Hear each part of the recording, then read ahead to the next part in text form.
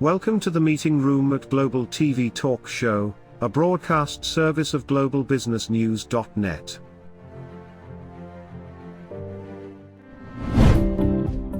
This episode from the meeting room of Global TV Talk Show is brought to you by The Bridge School, the accredited international online private school of choice, at bridgek12.org. Porch Light Rental and Destination Services. Reduce your renter lump sum or managed relocation costs. Visit them at porchlightrental.com. And by airs.com. With our full range of services, we can help design and manage your international relocation. Find us at airs.com. Primestone Partners, featuring corporate, government, and developer housing solutions, as well as senior-level advisory services. Find them at primestonepartners.com. And by International Auto Source. We are the vehicle experts for expats, featuring all major brands of automobiles with flexible solutions and financing. On the web at intlauto.com. Become a global player in your field. Cross Culture to Go provides virtual support for your global business and career success. We can help you thrive in 140 plus countries and markets. On the web at crossculturetogo.com. This is Ed Cohen in San Diego, California. Today is July 8th, and it's about 9 a.m., a little past 9 a.m. here in California, Cappuccino, California. You're on Global TV Talk Show, and today is a new episode of what we're calling FotoTalk. So these are pictures that I've shot with my cell phone, which is a Galaxy Android, Samsung Android, and they have a terrific camera in there. And I've got it on high res. So here are some shots, and the whole idea here is just to say, this is a shot that I like, and this is what it means to me. But I welcome your opinion. Send me a message. Send me an email. My email is publisher@globalbusiness.media. Or you could DM me on LinkedIn or Facebook and let me know what you think of these pictures, or just one.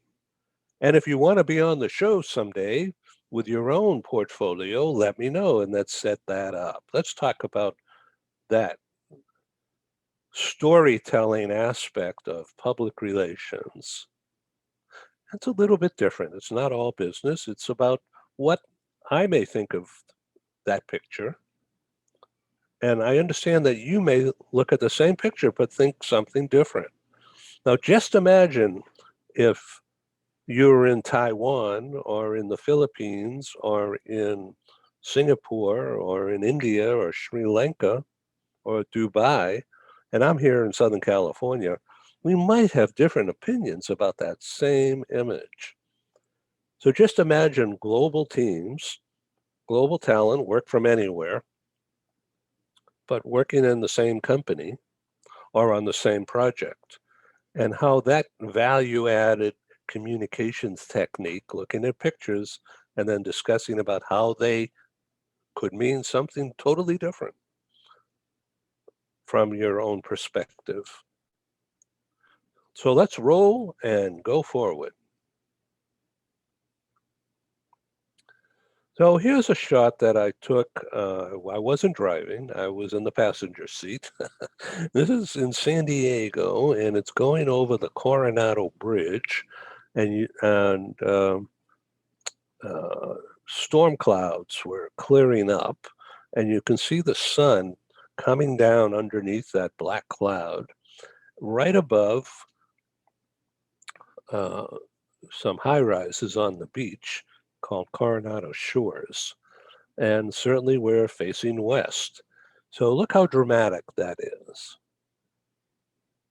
To me, it just means that. It doesn't mean anything else. What do you think? So now here is I was not driving. I was in the passenger seat, and we were going down what's called Del Mar Hill towards a lagoon area, uh, marshlands, and that's the Pacific Ocean to the right, and that's La Jolla Mountain straight ahead.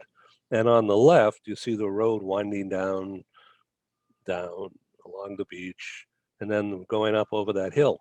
So that hill right in front of us is called Torrey Pines. And as you go up, it's a few hundred feet, probably 500 feet up. It becomes a world famous science research park. And it's where the University of California, San Diego is. It's where the Salk Institute of Technology is, and some other high-tech companies. And it's also where the Torrey Pines golf course is, right up on top of that hill on the left. So as you can see, it's a beautiful day in the summertime, some sea clouds drifting over, and it's spectacular.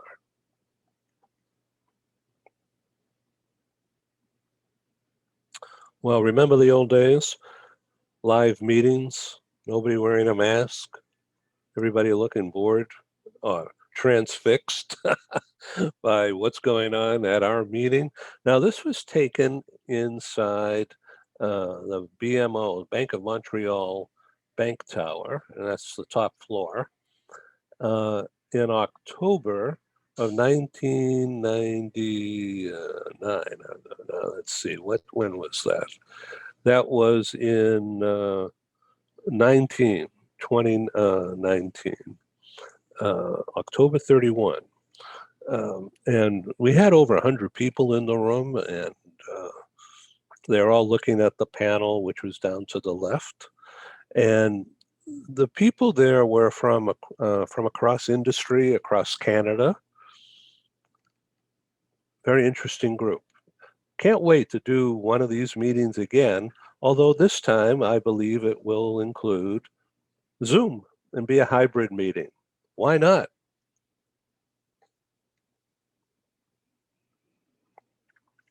Okay, now this is July 4th at the Coronado July 4th Parade, which is a tradition in Coronado. This is along Orange Avenue, and it's a hometown, homespun, all-American experience. And the San Diego Gulls is a hockey team, a professional hockey team. Ed, producer Paul here. I only see one person wearing a mask. The person sitting on the back of the car waving. Only person with a mask. Yeah, look at that nose. Okay, let's get a little serious here. I didn't create this, I just took the picture of it. All right, this is from the Center of Creative Leadership, and they own all the rights. But anyway, this is about leadership. And in this day and age, as companies open up and try to get people back into the office, are continuing to expand their Zoom-type communications. 5 leadership skills to accelerate performance. All right, so right up on top, how do you think things are going to happen the rest of this year? People coming back into the office full time, or will there be a hybrid experience, 2-3 days, or 1 day a week, or once a month? Will your desk space be turned into a hotel desk, whereby you don't own it anymore, you just use it sometime by appointment? And will companies transform their internal office space into multiple enclosed meeting rooms where people can come back into the office, but not to work, to come and meet for a specific time frame to go over specific topics? And they may set up 1 or 2 or 3 meetings while they're in the office within this new conference room environment to get things done get the next assignment, and then return back home or wherever they're going to work to collaborate that way. So think about all the innovations that are going to be happening inside companies and impacting our own work lives immediately. So what do you think about all this? I welcome your opinion. We interrupt this broadcast to bring you a timely announcement. Hi, I'm Sergey Gorbatov. I'm Angela Lane. Together we're researchers, writers and practitioners in the field of human resources. And we've also been multi-country, multi-assignment career expats. We owe our professional development and growth to a very large extent to the international assignment opportunities that we have had. But in a world where distributed work may become the norm, we also want to understand what will happen to the nature, duration, and purpose of international assignments. Together with our colleague, Julian Dalzell from the University of South Carolina, we're undertaking a study on the future of expatriation. And we'd value your contribution. You can participate in this important study by completing a simple 10-minute questionnaire. Access the questionnaire by typing in your browser tinyurl.com/expert study. That's tinyurl.com/expert study. You can also find the link here on Ed's website next to this video. Thank you for joining us in this study. In return for your contribution, we'll provide you with a copy of our research. And of course, you'll be invited to an exclusive webinar hosted by Ed, where we will share our findings right here on Global Business News. And so please go to tinyurl.com/expat study. Take the survey so that we can better understand the future of expatriation.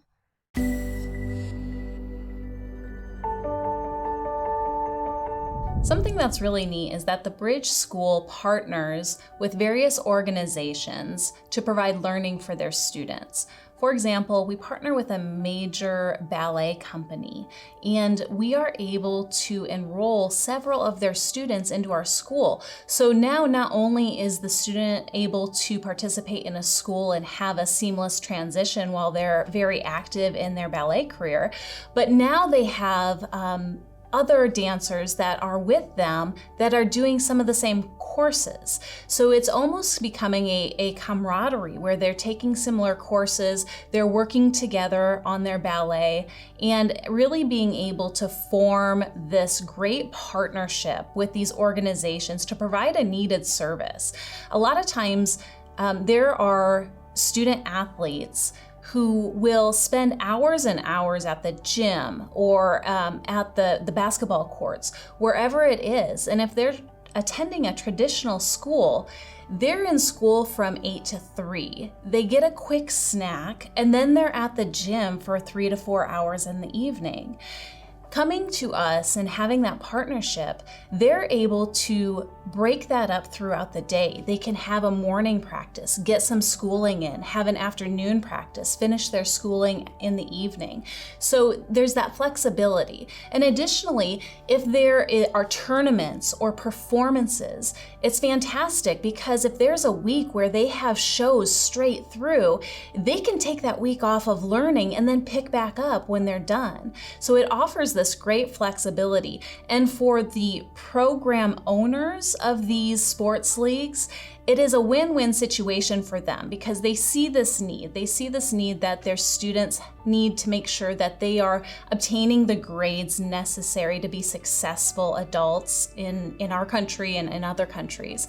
But it provides them an environment where they can be successful at both.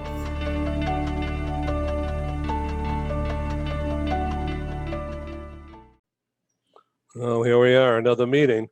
So this is a meeting Global produced. In fact, wait, I'm getting confused. This was someone else's meeting. This was the International Association of Movers convention. And as you could see, everyone's in rapt attention And they were talking at the time about the interoperability and interchange of association information so that everybody's playing on an equal playing field. You can see representatives from different organizations and from around the world. I happen to be there covering it for globalbusinessnews.net.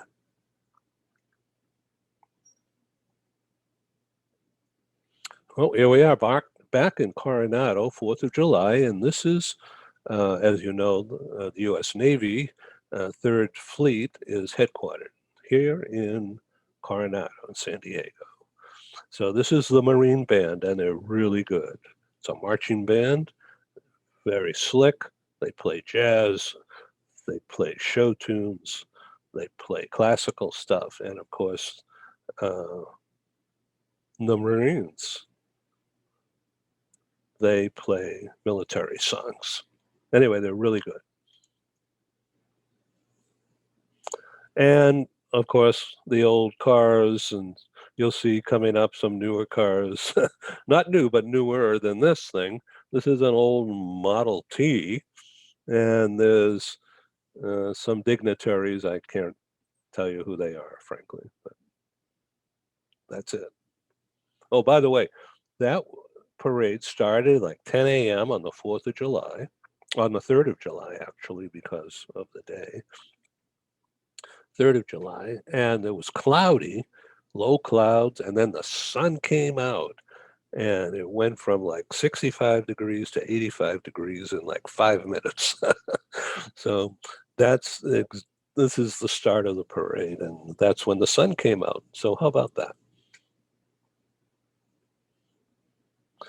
Okay, now this is an interesting shot and nothing to do with Coronado, but that is Baja, California.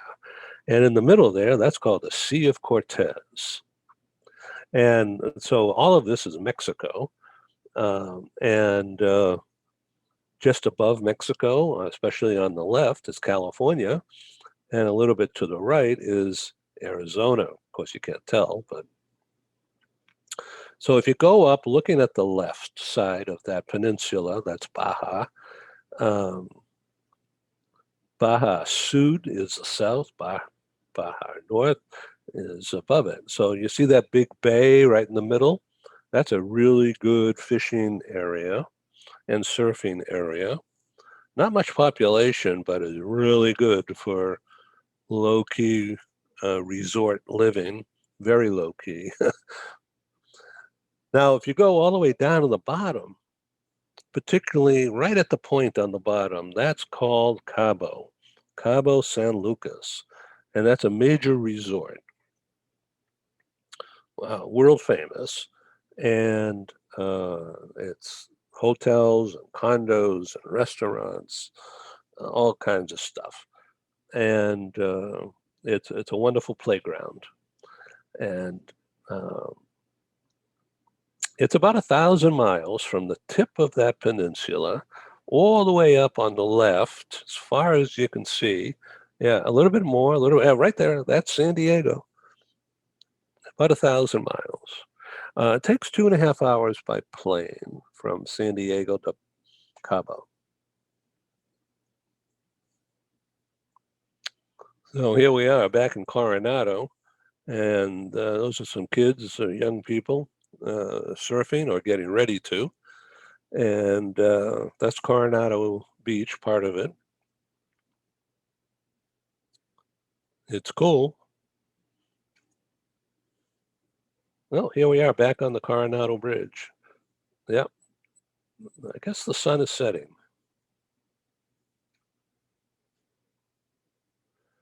Okay, so this is an interesting shot.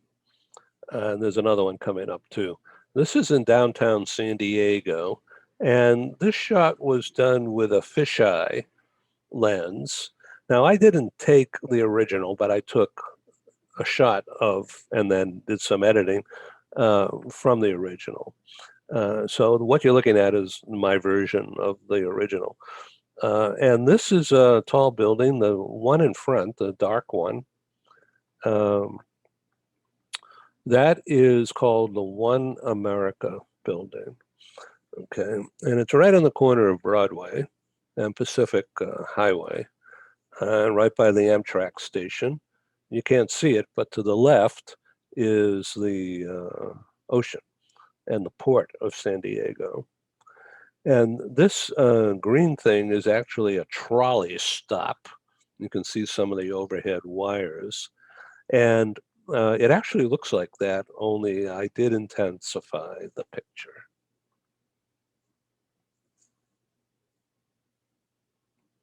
This is not a trick photo. I actually saw this. This is unbelievable, actually. So it's taken in San Diego Bay, and I'm on an area called Shelter Island, which is man-made island that is actually a water control, ocean flow control device, because as you can see in the top right of that picture, that's open ocean right out there. And next stop is China, maybe Hawaii, but I think Hawaii is more to the left. Anyway, the ocean flow comes right into San Diego Bay, sometimes pretty high speed. And if it weren't for Shelter Island, then the water, the ocean water, would roar into the bay, all into what's called Point Loma residential area and a fishing harbor. So federal government, Army Corps of Engineers, built a couple of islands like this in San Diego Bay to redirect the flow of the water. And on the other side, behind us, they created a boat harbor, which is fabulous. It's called Shelter Island. And full of restaurants and hotels and, of course, marina. So here we have two people on a rubber raft with a big engine. And lo and behold, it's not a shark. It's, God, I can't remember the name, porpoise, I think. So we have two shots of this, but this was the better one. Fascinating, actually. I need to say that the US Navy has a program training these fish to do underwater maneuvering. And I'm not sure, but I think this is one of those experiences, and we just happened to capture it walking by. So here we are on the IB Pier. So in San Diego, IB means Imperial Beach. Now, Imperial Beach, or IB, is in the far most southwest corner of the US mainland, sitting right next to Tijuana, Mexican border, which, as you may recall, is the very top of that Baja Peninsula. So this is a pier that goes out about 1,000 feet into the ocean, and at the very end of the pier is a restaurant. It's called the Tin Fish, and we go out there at least once a week or so, walking out there. Could be winter, it could be summer, and we have lunch.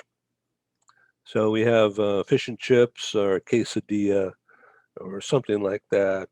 Get a couple of beers, sit outside on the deck. And every so often the birds come by and they want to get fed, of course, or they just want to show off. So here you see it's a sunny day, and that's a pelican. And the place is loaded with pelicans, but also seagulls. And this guy's showing off.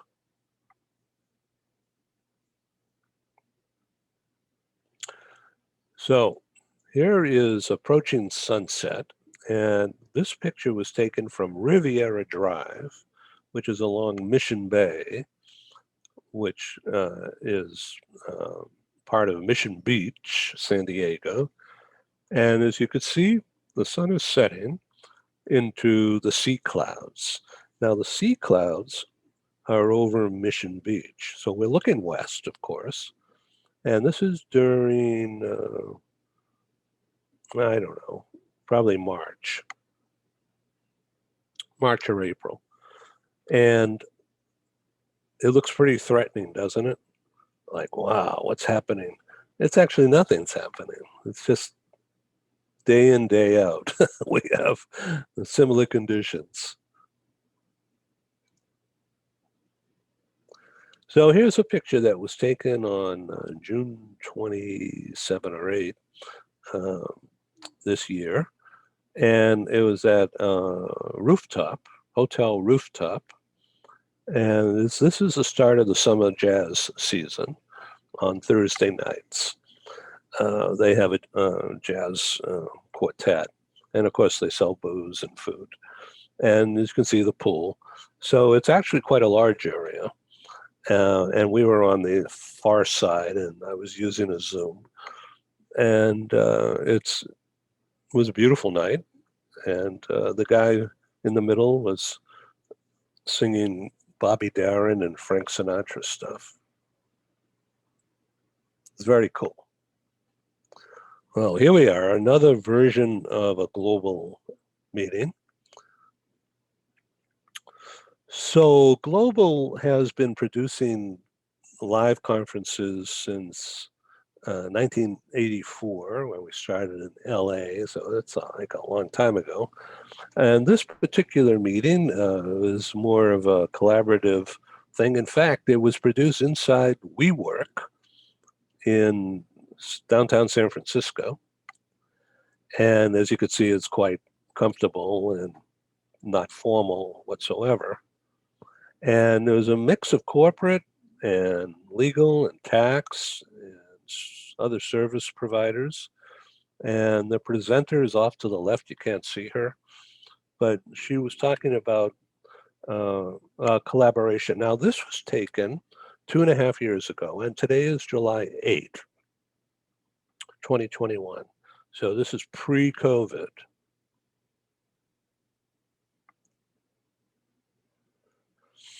And this picture was just taken two days ago, right around July 4th, in Encinitas, California, which is part of San Diego coastline. And this is in a surfer area. You can make out the surfers just sitting around out there.